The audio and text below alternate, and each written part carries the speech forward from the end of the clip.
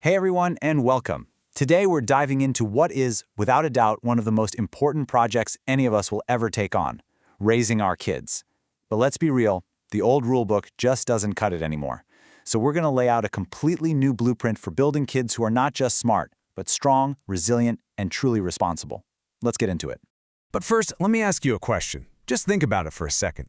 Of all the jobs out there, which one has the biggest impact, demands the most skill, and is also, by far, the most difficult to get right? You got it. Being a parent. It doesn't matter what else you do in your life, this is the big one. It's the most challenging and honestly the most meaningful project you will ever undertake. So, here's our plan for today. First, we'll look at the new blueprint and why things are so different now. Then, we'll talk about the real goal, which is all about EQ. After that, we'll get practical with a parenting playbook full of tools you can use. We'll also cover the dangerous traps to avoid. And finally, wrap it all up by focusing on the ultimate goal, building resilient adults. All right, let's start with the new blueprint, because we have to be super clear about this. Raising kids today is a completely different ballgame than it was for our parents. You see, the kids we're raising now, Gen Alpha, they're a unique bunch. They are, by all accounts, the smartest generation in history, but that also makes them the most difficult to raise. They're just flooded with information all the time. So that old school method of just letting them grow and figure it out, it's not going to work. They need our intentional support to really learn and thrive.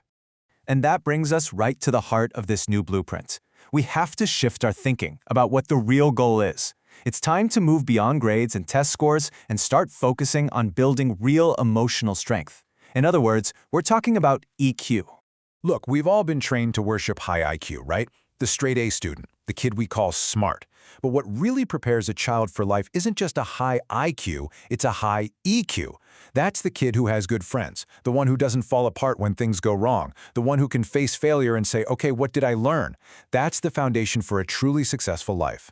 And this quote from clinical psychologist Adrian Gell just nails it.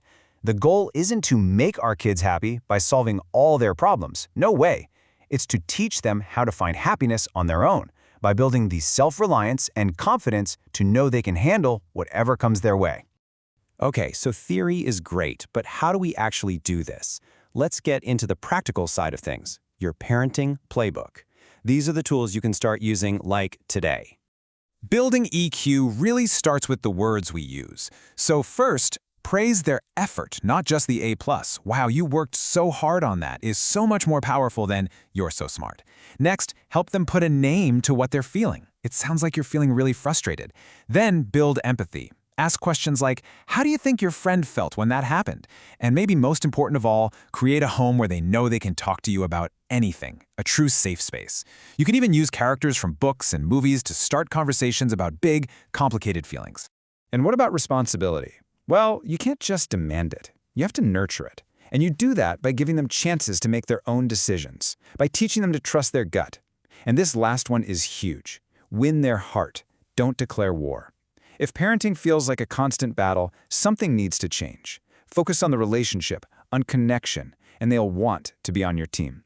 And look, this stuff can be really simple. Let them own the small things. Fried egg or boiled egg. Let them pick. Let them decide when they're full. Give them an allowance and let them figure out how to spend it. And yes, how to deal with it when it's gone. And homework? That's their responsibility, not yours. Your job is to support them, not do it for them. These tiny acts of ownership build the foundation for a responsible adult. Okay, we have to talk about something a bit more serious now. Because just as important as knowing what to build is knowing which structural hazards to avoid. These are the parenting traps that can have really devastating consequences. This quote from Dr. Trin is pretty chilling, isn't it? Children aren't born bad. They are shaped, molded by their environment. And so often, that shaping happens right inside the family, sometimes in ways we don't even see. Let me give you a really tragic, but very real example. The serial killer known as Ice Metal Casket. His story didn't start with the violence he committed. It started with the violence done to him. His mother had his father murdered and then just left him. Abandon him completely. That's a profound form of violence. And when you pile on top of that constant vicious bullying at school, well, you create a perfect storm of trauma that can lead to an absolutely horrific outcome.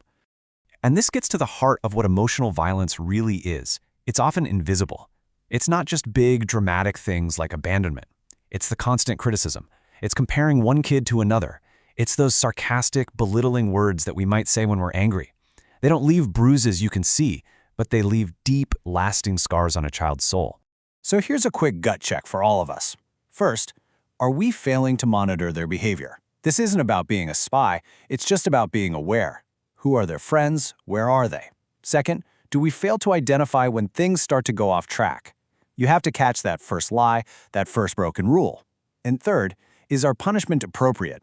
Is it a teaching moment, or is it just a reaction? Yelling, grabbing the phone, just escalating things. Okay, let's bring this all home. Let's focus on our final goal, building a structure that can last a lifetime and weather any storm. We're talking about creating truly resilient adults. We need to completely redefine what it means to be a supportive parent. Support is not being a snowplow, clearing every single obstacle out of their way. No. Support is standing on the sidelines, cheering them on while they figure out how to get over the obstacle. A healthy mind isn't built on a life without problems. It's forged in the absolute confidence that comes from knowing I've faced problems before and I survived. So here it is, maybe the single most important lesson of all. You have to let them struggle, just a little. You have to let them fail, let them feel the frustration of a problem, and then let them feel the incredible satisfaction of solving it themselves. That's where real strength comes from. And this thought really ties the whole thing together. Our job isn't about making sure they're happy in this exact moment, today. Our real job is to train them, to give them the tools, to build their own happiness for the rest of their lives. So I'll leave you with this one question to think about. When you look at your own parenting blueprint, are you building for today's comfort, or are you building for tomorrow's strength? Thanks for joining me.